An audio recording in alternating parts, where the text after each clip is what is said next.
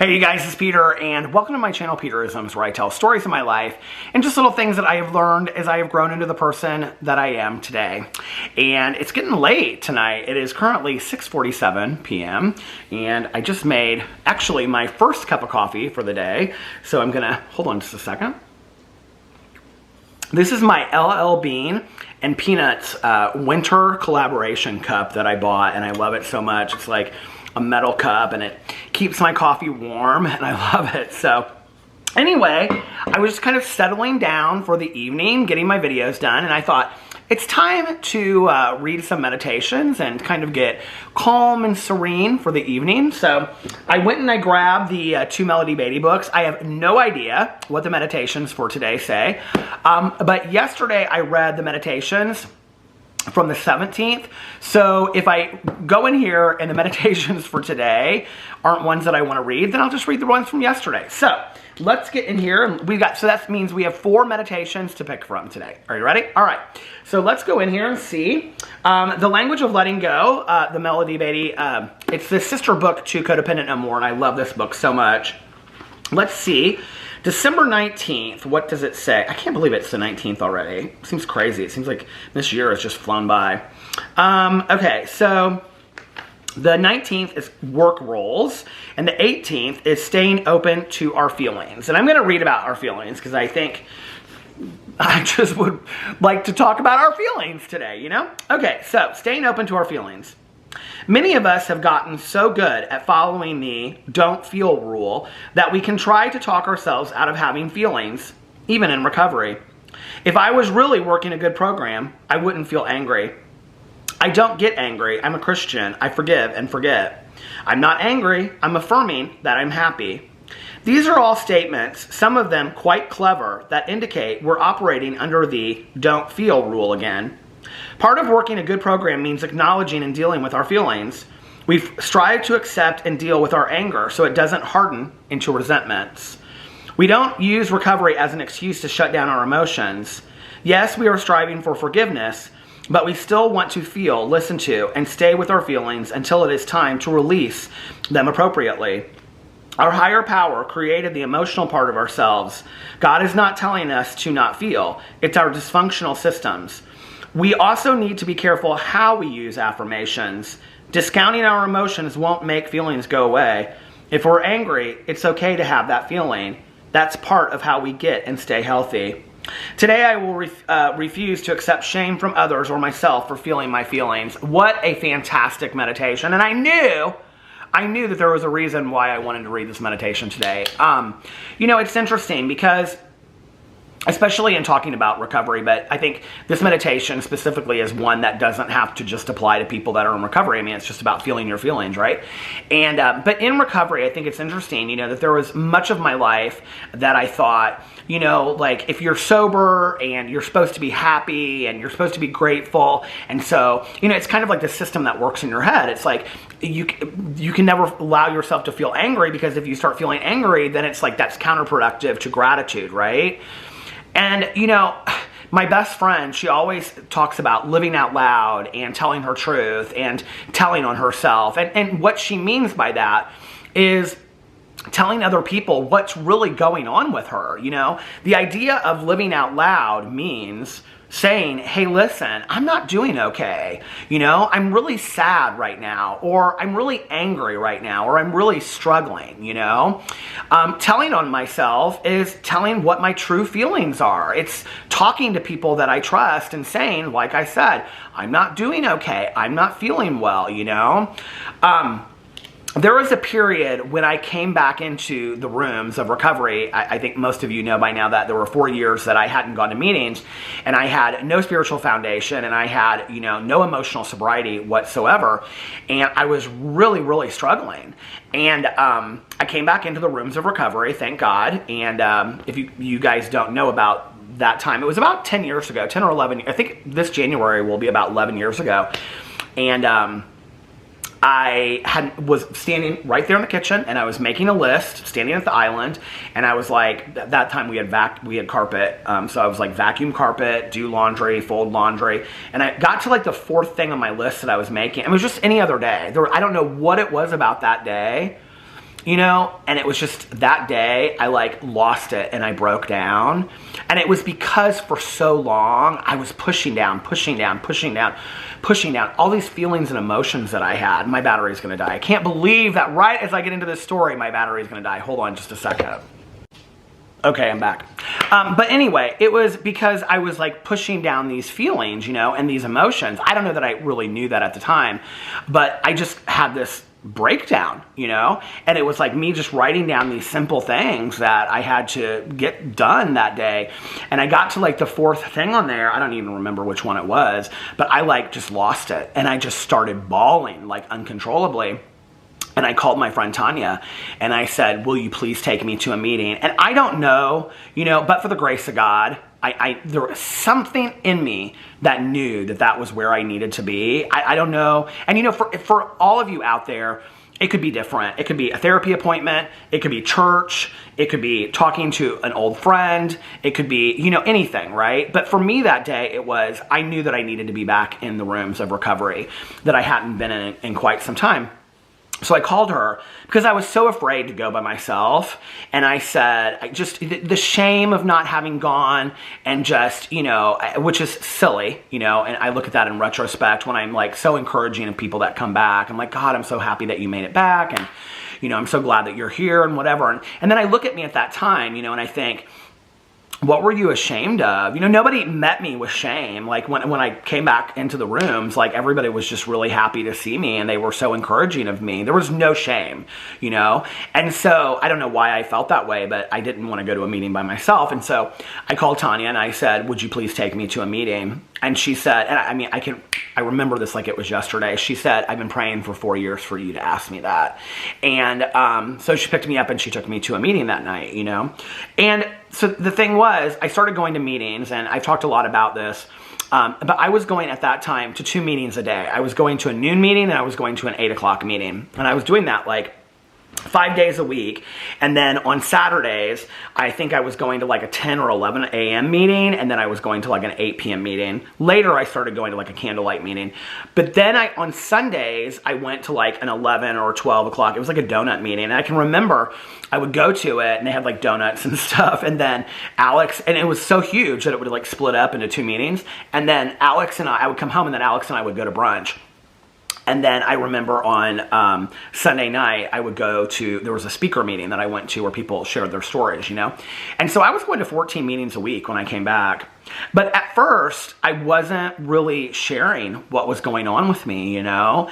And I just would kind of sit there and I would talk, but I really wasn't telling on myself.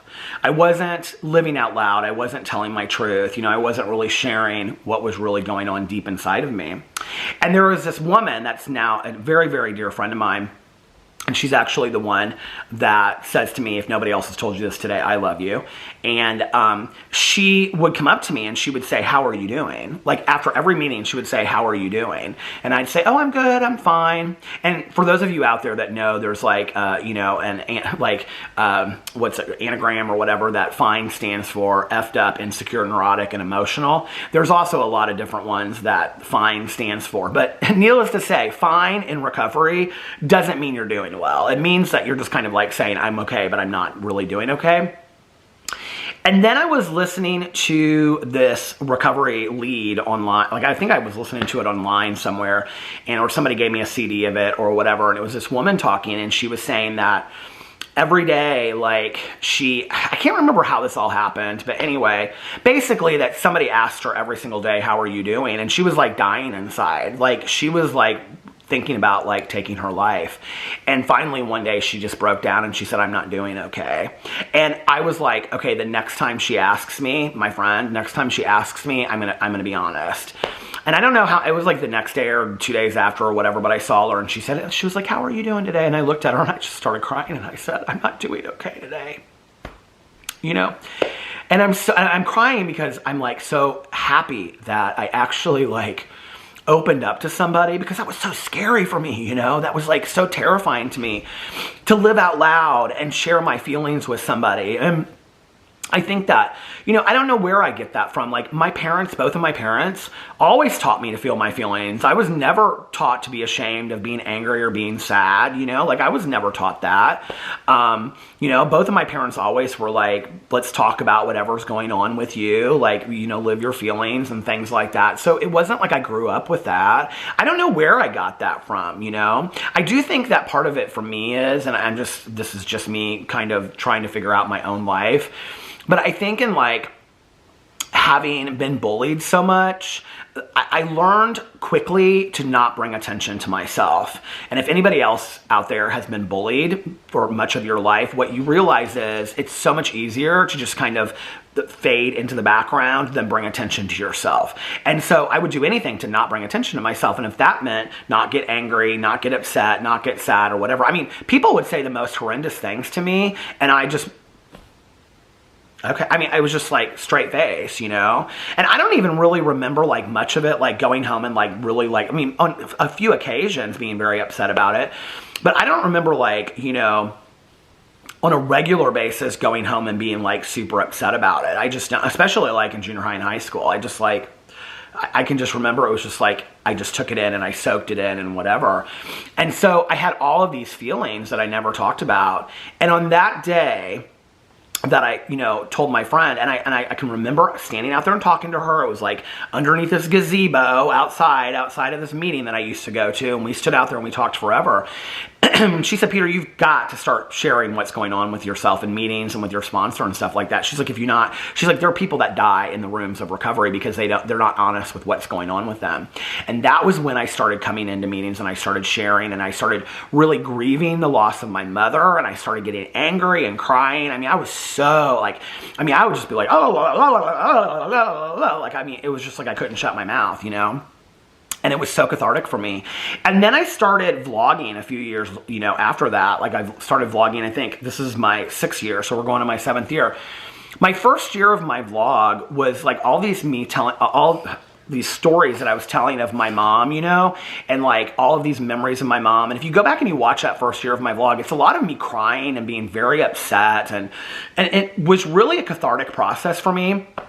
Of me talking about my mom and having lost my mom. And I think had it not been for my vlog, especially that first year, I don't know that I would be where I'm at today with the whole grieving process with my mom. But today when I'm angry about something, I allow myself to get angry. It doesn't mean I have to act on it. Like Tanya always says that her sponsor taught her, like, well, did you hit anybody? Did you throw a chair? Did you, like, okay, fine. Like you felt angry, but you didn't do anything. You didn't act on it. You don't have to act on it. You don't have to be reactionary. That doesn't mean that you don't feel the anger or that you don't allow it to come in and go out, And I remember this woman that I used to know, like, she was so pissed off this one day. I said something, I go, you're so angry today. And she goes, today I choose to be angry. And I go, oh, okay, well, whatever. And she goes, and tomorrow I hope that I choose to be happy. But she goes, right now I need to feel my feelings. And I think that's it, is that so many of us, we don't allow ourselves to feel our feelings. We don't allow ourselves to feel sad. We don't allow ourselves to feel, anger and resentment and whatever. And the thing is this, okay, is that I don't want to be stuck in these feelings. Like, I don't want to be stuck in misery, anger, resentment. I don't want to be, those are not places that I want to be stuck. So I do the work to get out of that. That's why I do like inventory and I take a look at the resentments in my life, right? Because resentments are unfulfilled expectations for me. It's when somebody or something didn't turn out the way that I thought it would, or the way that I thought it should turn out, And that's anger that has lingered and it has carried on. And it's really doing me harm more than it's doing anybody else harm. It's like, what is the saying that, when somebody's renting space in your head for free, they don't even know it. And you're angry at this person or this situation and they're going on with their life and you're suffering as a result of that. I don't want to be that person today. I don't want to be angry. I don't want to be reactionary. I don't want to be resentful. I don't want to be miserable. I don't want to be sad all the time. It's okay to be sad every once in a while. It's okay to be angry every once in a while, but to be stuck there, I don't want that, right? So therefore, I have to do the work. And part of the work is allowing myself to feel the feelings, allowing myself to realize I'm human, and it's not bad that I have human feelings, and saying it's okay, and to live out loud, and to tell on myself, and to tell my truth. And my truth is that sometimes I'm not okay.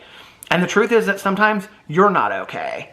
And find somebody that you can talk to about those things, you know? Find somebody that is a safe place for you, that you feel like you can share those things within your life, you know? And if you don't have any friends or family that you feel that way with, find somebody professional. Find a life coach. Find a counselor or a therapist that you can talk to, you know? Or a spiritual person, if that's, you know, a religious person or not. Find somebody that you can talk to and say, like, you can call up and say, like, hey, I really need to talk right now. Something's going on, you know? You know, part of therapy for me is like such a sounding board that, you know, when I talk to my therapist, I mean, I talk to him like every other week now, and then we have marriage counseling the weeks in between. So I'm like seeing him every week, you know? And for me, it's just such a good point for me to like bring things up, and I'll say something and like sometimes he'll go, yeah, I totally relate to what you're saying. And, you know, like, have you thought about this, this, and this? And other times he'll be like, you know, Peter, like, I understand that you feel that way, but yada, yada, yada. And it's like, oh, wow, like I never thought of it that way, you know, and maybe my anger or sadness is unfounded, you know, and it allows me a different perspective. And that is, and Tanya does that for me. My husband does that for me. My sponsor does that for me, you know, and that's what having a support network around us is, you know, is in a kind, caring, compassionate way, sometimes challenging us, but also helping us to not stay stuck in those really miserable places. Because I don't think anybody really wants to live in misery, do you? I don't think they really do. Even people that love to be victims and martyrs, like, I don't really think if you sat down and really put the lasso of truth of Wonder Woman around them, that they would say, yeah, I really enjoy living here. I mean, they're getting something out of it. That's why they do that. But they're not really happy. They're not, I mean, if you know people that are like that, they're not truly happy, you know? It's because they've been conditioned to live that way. And so they continue to do those things. So anyway, I just know for me that I don't want to live continuously in resentment, anger, misery, and sadness. And so for me to get out of it, I have to allow myself to feel those feelings when they come in. So what a wonderful meditation today. This was a really good reminder for me. Anyway, let me know what you think in the comment section below. I love you guys, and I'll see you tomorrow. Bye.